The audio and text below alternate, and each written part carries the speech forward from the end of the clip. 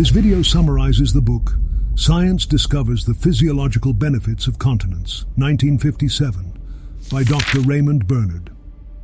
As of now, most people do not know the real value of semen retention or continence. In today's world of 2023, over 35% of the traffic on the internet are related to pornography.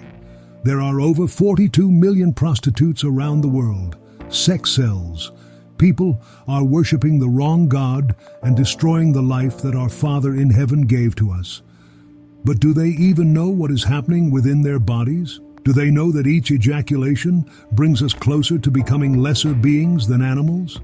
Do you know what comes with each ejaculation? Diseases, mental problems, life problems, confusion, lethargy, shorter life, sadness, depression, and more. So within this timeless wisdom, join us as we explore the horrifying and scientifically proven effects of excess ejaculation on the human body and the value of semen retention. Guided by the research and life's work of experts within the field of science. And we promise you that by the end of the video, you will think twice before you indulge in momentary pleasures which will cost you your life and soul.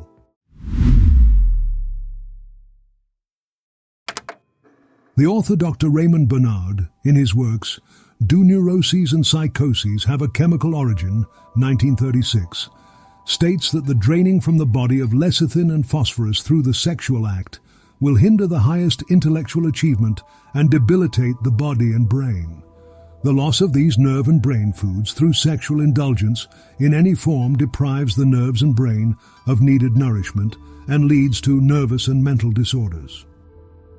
Our insane asylums are now overfilled with the victims of thoughtless sexual indulgence, which has withdrawn valuable nutrients from the brain and disordered its functioning.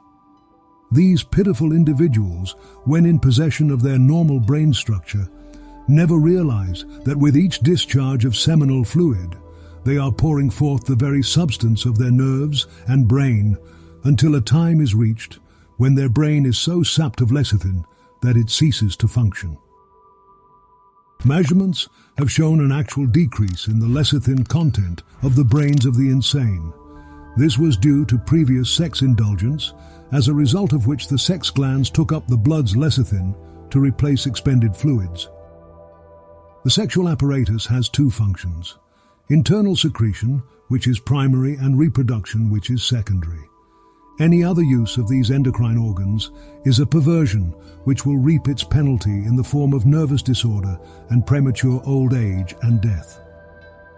Dr. Raymond Bernard explains that each seminal emission results in a loss of vital nutrients and a significant portion of blood corpuscles, as the body replenishes the ejaculated semen from the bloodstream. By expelling semen that should remain in the body for reabsorption to support the creation of essential bodily components, such as joint lubrication, muscle development, brain matter, and other vital functions, you are essentially squandering your life. You eject the substance of the synovial fluid, the fluid in your joints. You send forth to gratify a moment's passion the very material of which the brain is made. This is a fact which you will acknowledge when you consider that all this semen is the material of which all these substances are made and supplied. And when the semen is ejected, you have selected the best part of the body to go out and become to you a useless, inert mass, which can never be restored to you under any circumstances. It is lost and gone. Then, the semen being out of the body, the sexual penalty comes apace. The penalty for this loss of semen is so far-reaching and so concealed from the body of people of the present day that we do not know the exact spot to look for it. But we tell you, when you see paralysis, palsy, apoplexy, rheumatism, brain softening, bent shoulders, and haggard face, when you observe a young old man and the dried-up young lady, in all of these cases and in dozens of others, you may set it down that there have been sexual losses and a waste of the bodily substance from the sexual orgasm. You will see this penalty all around you, and there is no place where you may go, but you will see the fruits of this sexual indulgence to excess. The penalty may be denied, and all these diseases may be attributed to every other cause under the sun. But you will be right in laying it at the proper place, and that is to the sexual drain, which has sapped the blood corpuscles of the victim before you. We assure you nothing can be so very enervating as this sexual addiction. Constant relapses on semen retention, and any sexual mating is an excess, providing it is not for the purpose of having children. The penalty for the disobedience of this law is in the shortened lives and the increased amount of disease which are everywhere around us.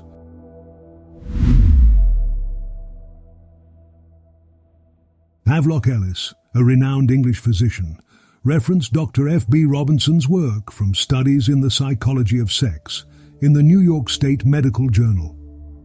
Robinson's research showed that when a stallion mates with a mare for the first time, the stallion may briefly lose consciousness due to reduced blood flow to the brain. There have been cases of mares dying immediately after such encounters. In the case of young bulls mating with cows, they often become so fatigued that they seek rest in a quiet place for a couple of hours. Dogs, however, do not experience fainting, likely because of their extended mating periods and the absence of seminal vesicles. Boars can also be seriously affected by exhaustion after mating. In a more extreme instance, buck rabbits exhibit a dramatic response, experiencing what appears to be an epileptic fit after each copulation. They fall on their side, their eyes roll upward, and they have spasmodic leg twitches, followed by panting until the nervous system stabilizes. Entomological research, which focuses on the study of insects, provides numerous examples of post-copulation death. In their book, The Evolution of Sex, Geddes and Thompson discuss how some species, like certain spiders, exhibit male sacrifice after fertilizing the female. This pattern is also seen in other species. Flying insects, such as mayflies, prominently showcase the link between reproduction and death. Their life cycle involves emerging as winged adults, engaging in a courtship dance, mating, laying eggs, and the subsequent death of the parents, all within a brief span. Geddes and Thompson stress that while this reproductive sacrifice is less pronounced in higher animals, it can still tragically persist, even in human life, as an outcome of love. They also highlight the temporary exhaustion resulting from even moderate sexual activity, and the increased vulnerability to various illnesses when one's energy is depleted, stating that reproduction is the beginning of death.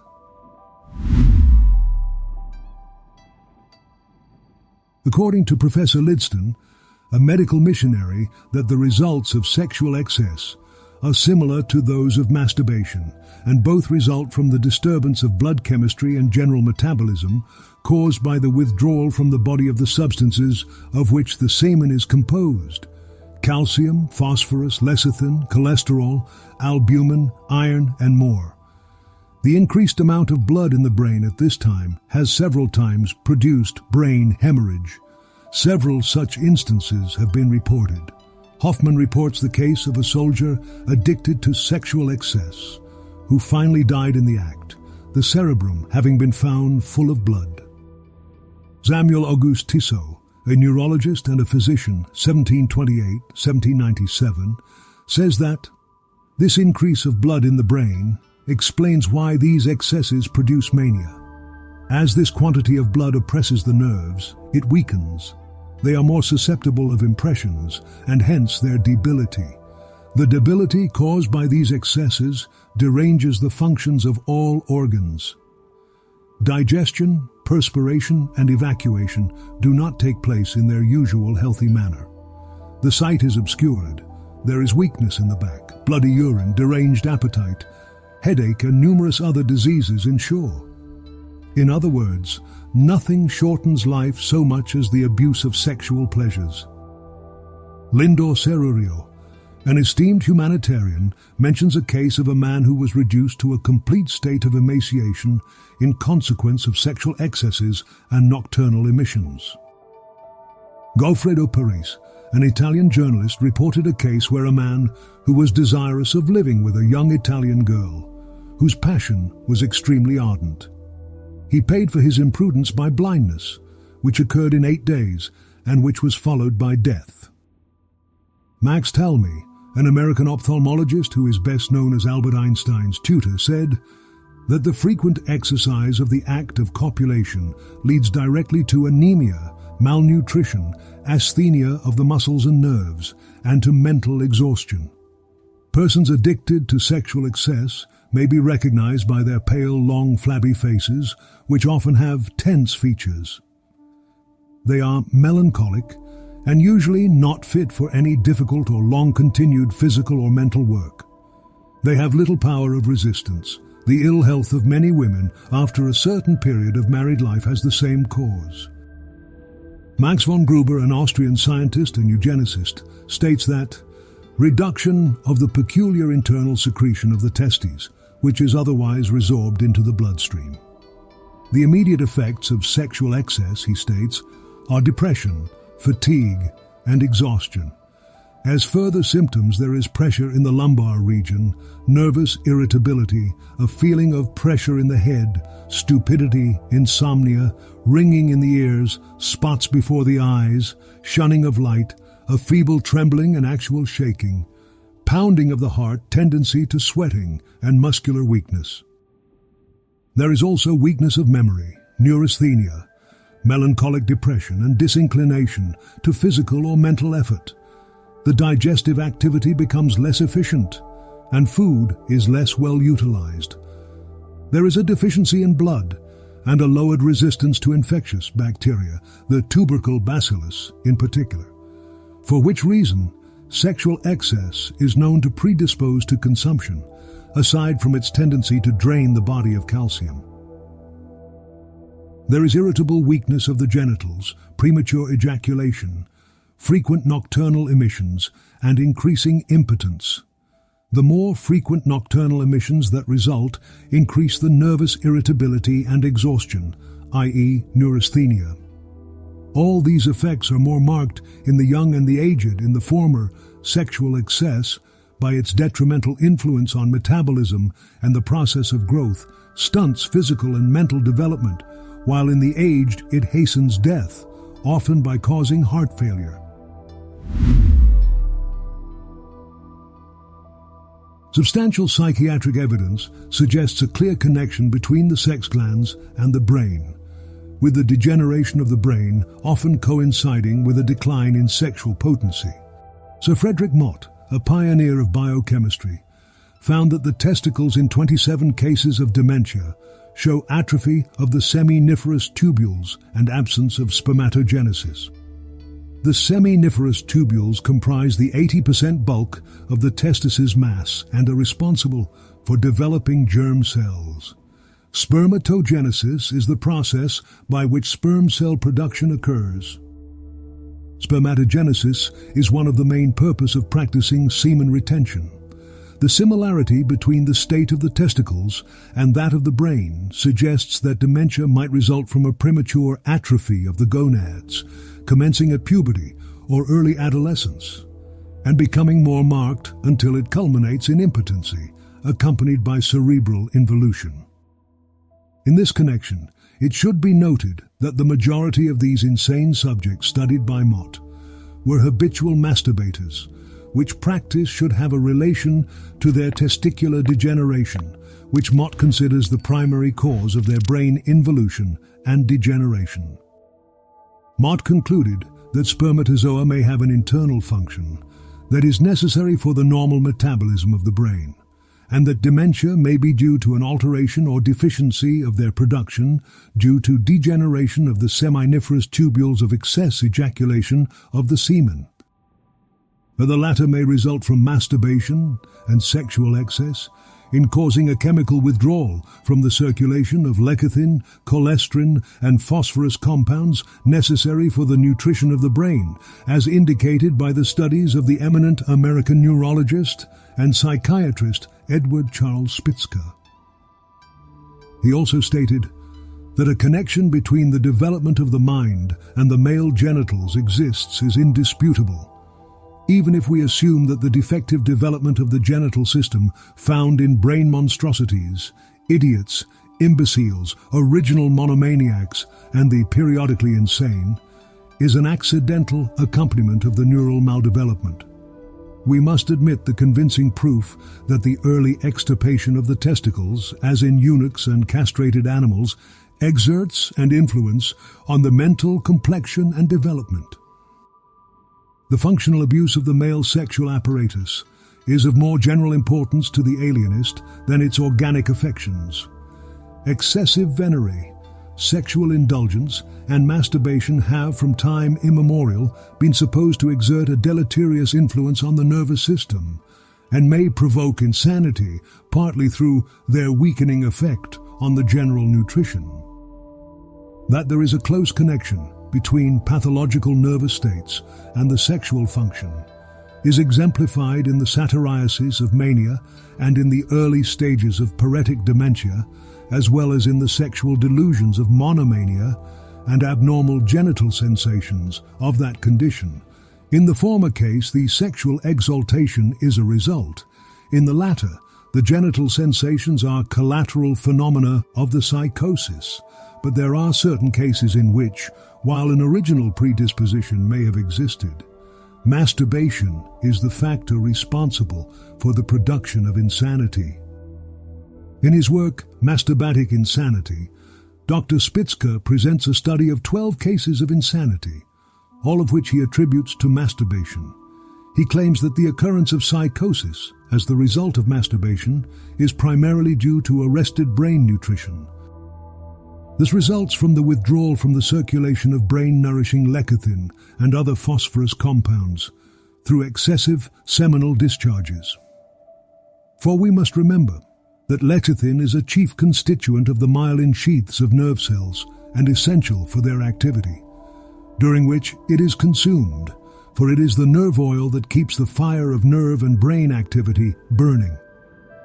Since lecithin is also a principal constituent of the semen, we can readily understand why excessive sexual activity should lead to lecithin deficiency and undernutrition of nerve and brain cells. Thus, semen retention or continence is a suggested practice to those experiencing a rather slow mental cognition.